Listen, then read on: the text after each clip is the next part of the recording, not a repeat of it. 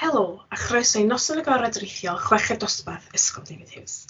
Mrs Lori Parry dwi'n un o'r diprwyon yn y chweched dosbarth a fi sydd hefyd yn gyfrifol am y dysysgrif her sgiliau yng nghyfnod y lefel 5.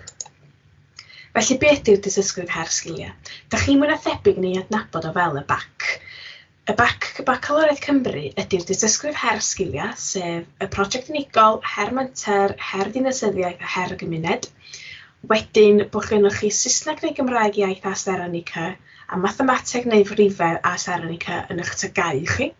A dwi'n 2 safon uwchradd a Seroni E. Ac erbyn diwedd blwyddyn 13, os oes gennych chi bopeth o heini, mi gewch chi yr Bacalwriaeth Gymraeg Cymru, ond hefyd fe gennych chi lefel A dysysgrif her sgiliau. Felly be ydi o a be ydych chi'n gorfod wneud? Ym mlwyddyn 12 mi fyddwch chi'n gwneud her gymuned a her dinasyddiaeth YDH.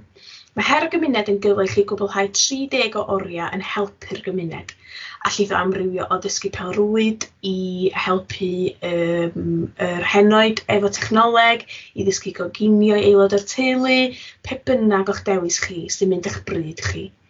Ac yn her dinasyddiaeth YDH, mae'n gyfle i chi ymchwilio broblemau mawr y byd a bod chi'n cynnig datrysiadau. Dych chi'n cael cynnig 6 thema a dych chi'n dewis y thema a mynd ar ôl ac ymchwilio ymhellach i'r thema hwnnw. Wedyn yn pontio blwyddyn 12 ag 13, mae her menter chyflogadwyedd a'r prosiect unigol. Mae'r her menter chyflogadwyedd yn gyfle i chi greu busnes a dilyn llwybr gyrfaoedd gwahanol mwyn eich paratoi chi at fywyd ar ôl ysgol.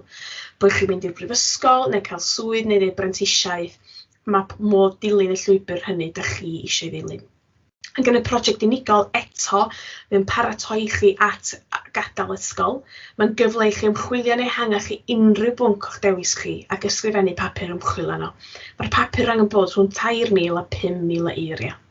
Mae prifysgolion yn hoff iawn o'r dasg yma gan i fod yn rhoi profiad o ymchwilio at ystiolaeth iddyn nhw eich bod chi'n ymchwilio i faes penodol sydd o ddiddordeb i chi yn y brifysgol. Felly pam astudio y dysysgrif her sgiliau? Mae o'n arwain chi naturiol i fynd i brifysgol. Mae o'n paratoi chi o ran sgiliau ysgrifennu, gweithio fel grŵp, myfyrio'r eich hunan yn gyson.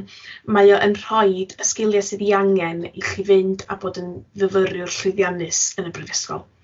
Mae hefyd yn gwneud chi gwestiynu eich penderfyniadau chi.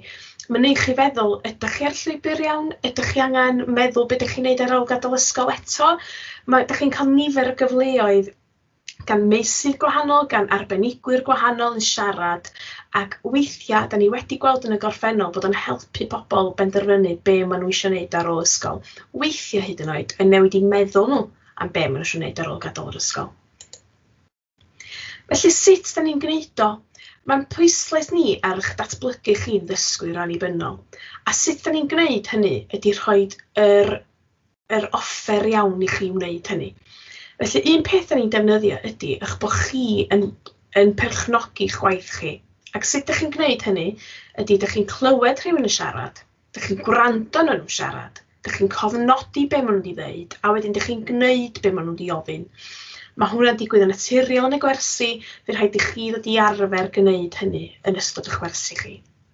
Da ni hefyd yn dilyn Vespa, a be di Vespa di ffordd eto o gael chi feddwl a datblygu chi'n unigolyn annibynnol. Da ni'n gofyn beth i'ch gweledigaeth chi, beth i'ch vision chi. Faint o ymdrech da chi'n rhoi yn eich gwaith, effort. Beth i'ch systema chi, sut da chi'n dati i gwaith, ba systems gan chi'n lle. Be am yr ymarfer, y practis, ydych chi'n ymarfer yn gyson? Ac agwedd chi'ch attitude chi. Sut agwedd sydd gynnwch chi? Ydy o'n un iach?